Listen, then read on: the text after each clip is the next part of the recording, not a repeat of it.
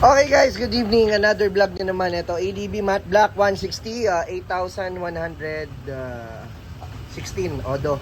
Ayan, nagpakabit si Pops ng ating option 1. But option 1 with Icon half crash guard guys. So, ito yung Icon half crash guard natin. Ayan, dyan natin minount yung Night Ranger na AES na 80 watts na 7 mode.